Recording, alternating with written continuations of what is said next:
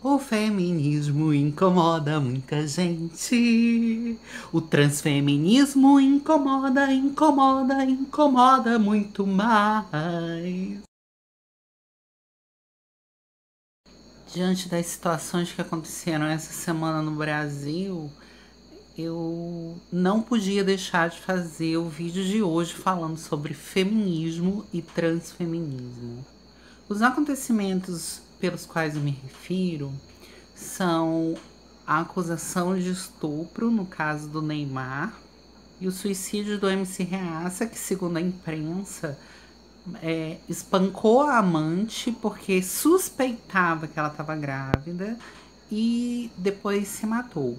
Mas antes de espancá-la até quase a morte, ele ainda ou depois, na verdade, ele ligou para a mulher para dizer para ela cuidar da amante machucada e do filho que viria a nascer. E hoje ainda à tarde a gente descobriu que essa amante não está grávida. Não sabemos as circunstâncias se ela perdeu o bebê ou se ela não perdeu o bebê, mas a verdade é que ela não está grávida. A questão aqui é que depois que aconteceu essas duas situações, começou a chover uma série de comentários machistas na rede, de todos os gêneros, e eu, claramente, não consegui ficar calada, e eu acabei indo lá e comecei a botar a minha opinião. Vamos começar pelo caso Neymar. Eu comecei a achar estranhíssimo, porque quando eu vi a matéria logo de cara, eu fiquei me questionando assim, nossa, mas pode ser qualquer coisa, né, gente? Mas com certeza eles vão culpar a mulher. E aí não foi nenhuma surpresa minha quando eu fui ler os comentários e todos os comentários culpavam a mulher. Que a mulher era uma golpista, que a mulher era uma safada. E aí, não a minha surpresa, eu descobri que o próprio Neymar tinha divulgado as conversas íntimas dos dois, com direito às fotos da mulher nua, mesmo que coberta com uma tarja. E aí eu não pude ficar calada, porque eu achei isso um absurdo, uma situação de extremado machismo. Vamos lá. Eu entendo que você queira se defender, cada um vai se defender da sua maneira. Se ele tá se sentindo ludibriado porque ele é uma celebridade, etc e tal, tudo bem, ele pode se defender, mas não dessa maneira. Ele acabou cometendo um crime, e aí é como eu disse no meu texto: se até então ele não havia cometido um crime, naquele momento ele cometeu um. Mas a questão é que ninguém quer ver. Não importa, o macho não comete crime. E essa que é a grande questão. O macho é sempre poupado de tudo. Imagina o macho rico, craque da seleção brasileira, ou seja, é o deus do país. Isso é o Pelé, é o Romário, o Ronaldinho e todos seguindo a mesma cartilha do macho heteronormativo, que é nada mais rico, é um atleta, tem um monte de mulher, e toda mulher que se aproxima é uma puta interesseira, vagabunda, e que se foda, só isso mesmo. O MC Raça, ele ficou conhecido por umas músicas onde ele dizia que as feministas eram mais peludas que cadelas, ou seja, ele comparava as feministas com cadelas. E se dizia, obviamente, como todo esse pessoal, dono de uma moral ilibada ao ponto de julgar quem é que merecia ser do bem, cidadão de bem, e as outras pessoas que não mereciam. A gente tá careca de saber quem é essa galera. A gente tá careca de ver esse pessoal subindo na vida, ganhando uma grana em cima desses preconceitos, porque na verdade essas pessoas estão ganhando dinheiro pra caraca em cima disso. Então, vamos lá. O que aconteceu? O homem era casado, tinha uma amante, achou que a mulher estava grávida, espancou a mulher quase até a morte e depois se matou. Olha que tragédia. E aí você, que é mulher, entra numa condição que você não sabe como se posicionar. Eu, por exemplo, não sei o que fazer em relação a isso. Porque o meu ódio sobe a tal nível que eu fico assim, tipo, cara, não é possível. E ninguém percebe? Será que ninguém tá percebendo o que tá acontecendo?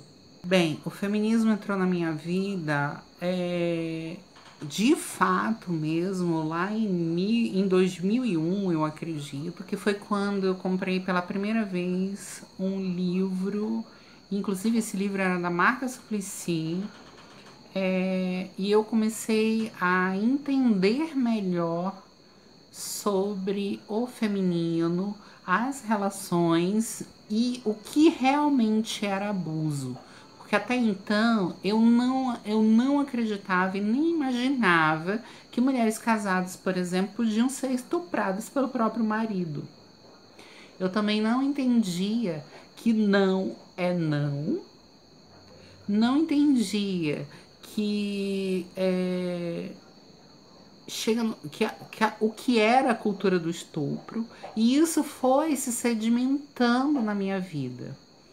Obviamente, né, que pela minha condição, o feminismo ele tem um viés um pouco diferenciado, porque na verdade o feminismo ele fala o seguinte: o feminismo é a equiparação de gênero, o gênero feminino e masculino, o homem e a mulher, com iguais direitos. Mas, no meu caso, eu estou aqui no transfeminismo, onde, além dessa equiparação de direitos, a gente também quer ser equiparada a todos esses direitos, tanto o direito das mulheres quanto o direito dos homens. Então, o transfeminismo ainda tem um viés um pouquinho diferenciado, porque nem isso a gente é considerada. Inclusive, em meios de grupos radicais de feminismo, às vezes não compreendem que nós, mulheres trans, também fazemos parte do movimento. E aí não reconhecem, porque elas querem dizer que nós somos homens, vamos morrer homens, não temos útero, por isso não temos condições de participar. Isso é uma discussão filosófica.